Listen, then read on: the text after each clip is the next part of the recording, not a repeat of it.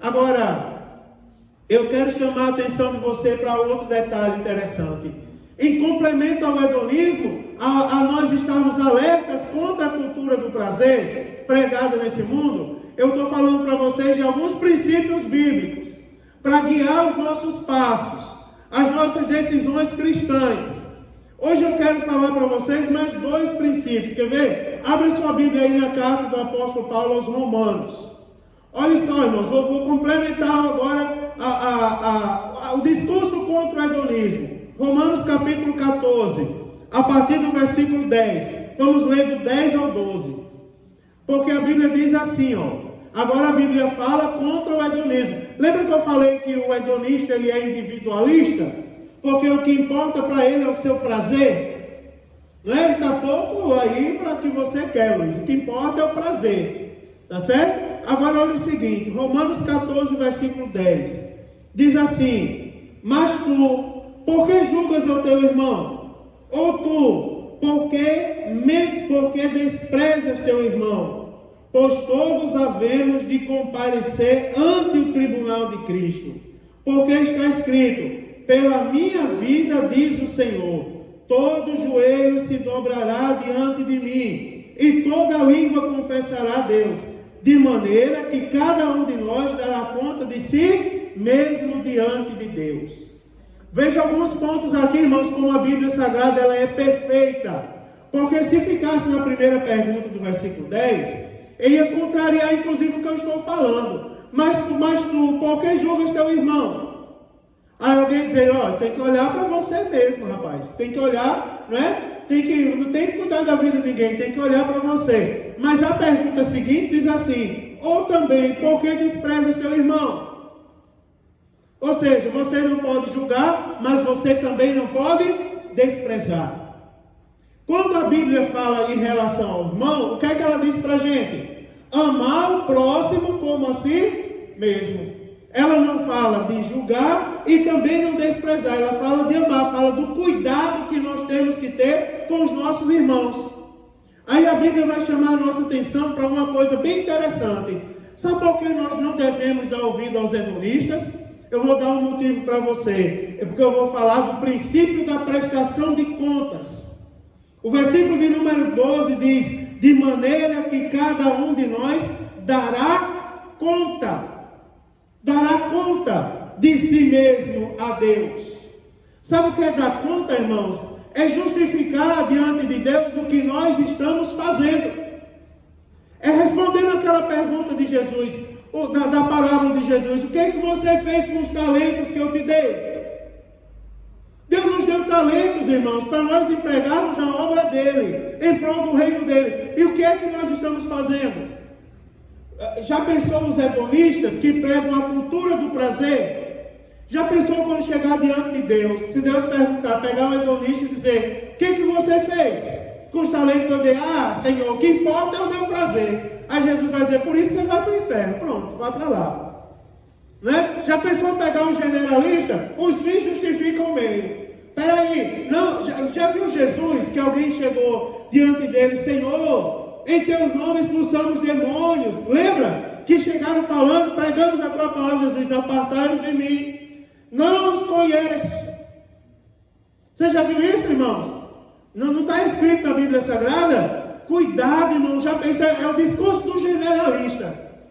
Não, Senhor, peraí, os fins justificam o meio, eu menti, eu roubei tudo, mas foi para ganhar a alma. Jesus vai dizer, mas quem disse que para ganhar alma para mim, quem disse que as almas para mim foram compradas por mentira? Quem disse que as almas foram compradas por roubalheira? Quem disse que as almas foram compradas por engano? Não, irmãos, as almas por elas foram pago um preço sublime. Eu até chamei a atenção dos irmãos outro dia. Cuidado, irmãos, porque tem pessoas que brincam com o sangue de Jesus. Os detalhes que tem que nos identificar. Os detalhes têm que nos identificar. Nós temos que ser detalhistas quando o assunto é a palavra de Deus. Primeiro, para a gente compreender. Segundo, para a gente agir conforme a palavra. Já viu aquela pessoa que está lá conversando? Está os dois lá, se banqueteando, se prostituindo, dançando. Aí um faz alguma coisa, alguém diz, o sangue de Jesus. Como se o sangue de Jesus fosse uma brincadeira. Uma vez eu falei na igreja, eu disse, irmãos, teve uma época que estava em moda um toque de celular que imitava os irmãos em mistério. Atende, manto, o celular. Atende, varão, não sei o quê. Não é? Eis que está descendo do céu um anjo para te dar uma vitória quando tu atender. Aí eu disse na igreja, irmãos, apague o toque do celular, esse toque. Quem tiver, apague.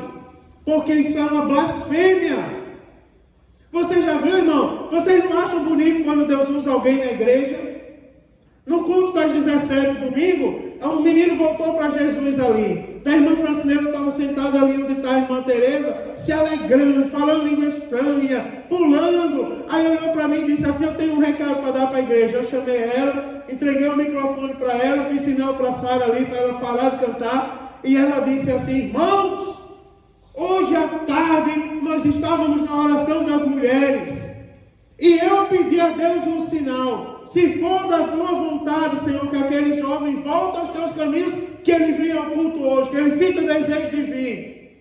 E ele está livre, irmão, e com a glória de Deus, as amarras do inferno foram quebradas. E Deus começou a usar a irmã em línguas estranhas, como usa várias aqui, mulheres e homens. Aí você imagina, eu me alegrando aqui todinho, eu peguei, irmão, não me aguentei, aí rodei aqui, sabe?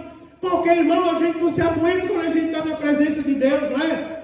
Aí você imagina, alguém pega a irmã falando em mistério e coloca como toque de celular, como se fosse uma brincadeira.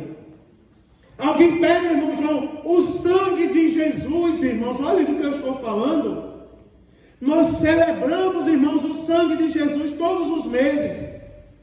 Daí alguém brinca com o sangue de Jesus. Isso não é sério, não é? Ou seja, nós temos que tomar cuidado com os detalhes, irmãos.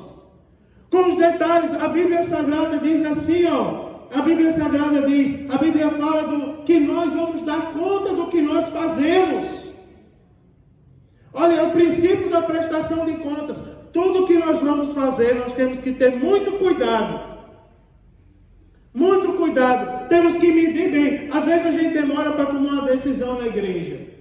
Às vezes tem alguém dando trabalho, irmãos, eu sei. Vocês pensam que eu não sei o que acontece às vezes? Eu sei, mas eu fico calado orando, clamando, lutando. Jesus, o que é que eu faço? Senhor, toma providência, estende tua mão. Se for para fazer alguma coisa, me dá um sinal. Porque, irmãos, é assim, ó, nós estamos lidando com pessoas. Você acredita que ligaram para mim e disseram assim, pastor Mário, eu não vou mais participar desse culto matutino aí que o senhor está fazendo. Por quê? Porque, irmão, participe, você só tem a ganhar. Que a gente está ali para orar, para buscar a presença de Deus. Daí a pessoa disse, pastor, passa 10 minutos lendo o pedido de oração dos irmãos. Mas em contrapartida, eu sei de uma irmãzinha que mandou uma mensagem para mim e disse assim, pastor, eu estava em depressão. E assim, ó, eu entrei ali um dia, encontrei o culto matutino e mandei uma mensagem. Quando eu vi, o senhor leu. A irmã fulana de tal, Deus abençoe. A nossa irmã está aqui pedindo oração por aí. Deus abençoe, irmã, sua família, sua casa. E ela disse que pensou assim, alguém se importa comigo mesmo sem me conhecer. Isso não é interessante, não é? Às vezes os irmãos tomam uma atitude ou têm um jeito próprio. E a gente tem que ter cuidado com isso, não é? Porque senão você vai julgar o irmão por causa do jeitão do irmão. Não é? Quando eu assumi a Colombo, ali foi a primeira igreja que eu assumi quando cheguei aqui. No final da primeira Santa Ceia que eu dirigi lá, o primeiro culto de Santa Ceia, o Maico nem estava lá ainda. Primeira Santa Ceia, foi logo o primeiro ou segundo culto que a gente dirigiu na Colombo. 2 presbíteros, irmão Júnior, na porta da igreja conversando. Eu vim de Natal, no Rio Grande do Norte, acabei de chegar para morar em Joinville, a cultura diferente da minha, daí um olhou para o outro e disse assim, rapaz, vai lá em casa. Aí eu disse, eu não vou na sua casa não perdi nada na sua casa. Aí o outro falou assim, mas tem um negócio para te dar lá, se tu não for, eu vou jogar aquela porcaria fora. Ele disse, tá, então se tu quiser, tu joga no lixo, mas eu não vou na tua casa, não tenho tempo de ir na tua casa. Eu não vou passar, vou jogar aquela porcaria fora. Aí eu me meti. Eu disse, rapaz, espera aí, 2 presbíteros da igreja, depois da Santa Ceia, os 2 olhando para mim, depois da Santa Ceia, brigando na calçada da igreja, vocês não têm vergonha? Os irmãos da igreja tudo olhando, Aí um olhou para o outro assim e disse: bate! Quem está brigando aqui, pastor? Isso é meu mano. Aí eu fiquei olhando para ele assim, como que ele não entendia. Isso é meu mano, rapaz. Tu acha que eu vou brigar com meu mano? Aí se abraçaram, são os dois abraçados, rindo de mim. Aí eu disse: tá, isso é uma conversa amistosa. Porque lá em Natal, isso aí já tinha rolado uma peixeira. Tinha, meu irmão, já tinha tirado a peixeira, já tinha molado ali no meio fio, já estavam os fatos de alguém para fora. Não é assim, né, Pernambuco? Não é? Mas eu comecei a perceber que a gente tem que ter cuidado, porque, irmãos, nós vamos dar conta de nossas ações. Cuidado com o que você fala quando você não está na igreja.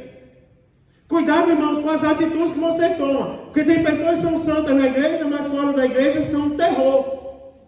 Cuidado com o que você faz fora da igreja. Porque a Bíblia diz assim, porque, irmão, de maneira que cada um de nós vai dar conta de si mesmo.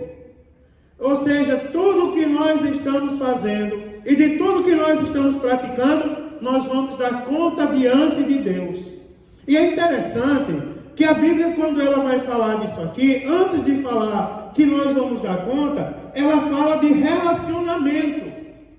Não é? O contexto começa a falar de relacionamento. Se você for olhar o contexto do versículo 12, ele começa no versículo 11. Vai falar para a Bíblia Sagrada falar da prestação de conta, ela vai começar o contexto no versículo 11. E no versículo 11, aliás, no versículo 10, me perdoe, ele começa a falar do irmão. Por que julga o irmão? Aí a Bíblia Sagrada diz: e por que despreza teu irmão? Aí a Bíblia diz: porque todos havemos de comparecer ante o tribunal de Cristo. Ou seja, o contexto fala da tolerância aos irmãos mais fracos.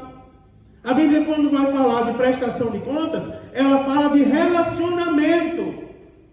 Não fala de relacionamento? Ou seja, tem a ver com a maneira como eu me relaciono com os irmãos.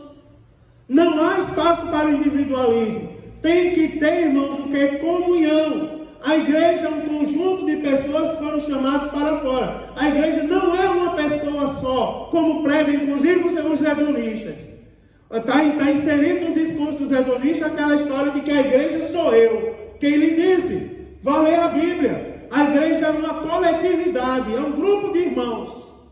Agora tem outra coisa que eu quero terminar hoje. Quer ver uma coisa? Vire as páginas da sua Bíblia, na primeira carta do apóstolo Paulo aos Tessalonicenses. Além de falar do princípio da prestação de contas, que fala do relacionamento que todos nós vamos prestar contas, abre 1 Tessalonicenses capítulo 5, versículo 22. Nós vamos falar, irmãos, de um princípio muito importante também para os nossos dias, que é o princípio da aparência do mal. 1 Tessalonicenses capítulo 5, versículo de número 22. Veja como essa história é profunda, quando fala do nosso comportamento. Como é profundo isso? Porque, irmãos, tem pessoas que dizem assim, eu não estou pecando. Lembra do rapaz que eu falei que estava no bar tomando Guaraná? Ferindo a consciência do irmão mais fraco. E a Bíblia diz: tenha cuidado, porque por ele Jesus também derramou sangue na cruz do Calvário. Para aquela pessoa também tem um princípio. É o princípio de se abster da aparência do mal. Irmãos, olhem só como essa história vai longe. A Bíblia não só diz para nós não pecarmos. A Bíblia também vai além. E ela diz assim: nós devemos fugir, inclusive, da aparência do pecado. E a Bíblia Sagrada, ela vai dizer assim, olha o que diz o versículo 22. 1 Tessalonicenses 5, 22. Você vai entender por que eu disse isso. Porque a Bíblia diz assim: abstende-vos de toda aparência do mal. Olha que coisa interessante. Abstende-vos de toda aparência do mal. A Bíblia fala de quê, irmão? De aparência. Ou seja, irmão, abra mão, fuja da aparência do mal. A Bíblia, se você for olhar o versículo de número, o contexto, onde está inserido aqui o versículo 22, você vai ver assim, no versículo de número 16, começa uma série de recomendações. Aí diz assim: regozijai-vos sempre. Aí o versículo 17, orai sem cessar. Aí o versículo 18, em tudo dai graças, porque esta é a vontade de Deus em Cristo Jesus para convosco. Ou seja, esse aqui também é um princípio da graça, né? Em tudo dai graças. Ou seja, irmão, seja grato em tudo. Atribua a Deus a glória em tudo. Por quê? Porque esta é a vontade de Deus em Cristo Jesus para com vocês. Versículo de número 19 diz, não extingais o Espírito. Versículo 20, não desprezeis as profecias. Versículo 21 diz, examinai tudo. Olha que coisa interessante. Cada passo que nós vamos dar, nós devemos examinar. Aí a Bíblia diz, retende o que é bom. Porque tem pessoas que retendem exatamente o contrário. Tem pessoas que só retêm o que é mal. Não é? Só retém o que é mal. Olha só, irmãos, abstende, aí examinai tudo, retende o bem. Aí a Bíblia diz no versículo 22, abstende-vos de toda aparência do mal. Abra mão de toda aparência do mal. Eu vou fazer isso aqui só para contrariar. Então o seu lugar não é na igreja. Irmão, o que é que uma pessoa vem fazer na igreja só para contrariar os outros? É ou não é um espírito mau? Quando eu dirigi a igreja da Colombo, por sinal, eu estava na porta da igreja uma vez, e veio um homem todo bravo, com um pedaço de pau na mão, para entrar na igreja, todo machão, com um pedaço de pau na mão. Aí eu disse assim, quando você vai com esse pau, meu irmão? Deixa aqui comigo. Eu estava na porta, ele disse, não, eu vou envergonhar uma pessoa que tem aí dentro agora. Aí eu disse, para que você vai envergonhar o irmão que está ali dentro? Não, porque ele fez uma coisa comigo, vou dar umas pauladas agora, dentro da igreja, para ele ver quem manda. Aí eu olhei para ele e disse assim, vem cá, porque eu vi que ele estava bem alterado. Se eu brincasse muito, meu Júlio, ele dava paulada em mim. Daí ele queria dar paulada em mim. Aí eu chamei ele e disse assim, você é macho mesmo? Aí ele disse, eu sou muito macho. Eu digo, então por que você não vai lá na casa do cidadão? Na casa dele, na frente da família dele. E você não se resolve lá. Por que você é tão frouxo a ponto de só querer vir resolver problema dentro da igreja? Igreja não é lugar para você vir tomar satisfação com ninguém. Eu disse a ele, igreja é lugar santo, que foi separado e consagrado exclusivamente para adoração a Deus. Daí ele ficou olhando para mim, mas pastor, não tem mais pastor, nem mais qualquer pessoa. Se você é macho mesmo, você vai resolver isso fora da igreja. E quando você vier para a igreja, você já vem agradecer a Deus porque você resolveu. E dentro, irmão, e bater de frente mesmo. Porque a Bíblia Sagrada diz assim, abstende-vos de toda aparência do mal. Toda aparência do mal. Irmãos, não é para ninguém vir para a igreja com ato de rebeldia. É o princípio da aparência do mal. Você está entendendo? Você entende o que eu quero dizer, né? Por exemplo, se eu sei que a nossa cultura não permite determinadas coisas, mas se eu sei que a nossa cultura não é essa, para que eu vou contrariar a nossa cultura? Quando a Bíblia diz, ai daquele por quem vem o escândalo. Não é interessante, irmão, a gente estudar a Bíblia? Agora não é só ouvir o escândalo, a Bíblia vai além. Ela diz assim, não só aquele que comete o escândalo, mas a Bíblia diz que nós devemos nos abster da aparência. Não é interessante, não é profundo isso aqui? Nós devemos nos abster da aparência. E a Bíblia diz assim, de toda aparência do mal. Abstemos de toda aparência do mal. E o versículo 23 ainda diz, ou seja, se o versículo 23 começa com o I, significa, embora esteja com letra maiúscula, seja um novo parágrafo, mas ele acrescenta o parágrafo anterior, né? Porque o I é uma conjunção aditiva. Aí ele diz assim, abstemos de toda aparência do mal, e o mesmo Deus de paz vos santifique em tudo. Olha que coisa interessante. Abstemos de toda aparência de mal, e o mesmo Deus de paz vos santifique em tudo, e todo o vosso espírito, e alma, e corpo, sejam plenamente conservados, irrepreensíveis para a vida do nosso Senhor Jesus Cristo. Olha que coisa interessante, irmãos. E o mesmo Deus de paz vos santifique em tudo. É interessante que, embora a cultura é diferente, mas quando a gente começa a ensinar a Bíblia de Deus, independente da cultura, o povo para e senta e ouve. E depois pede perdão a Jesus pelos pecados.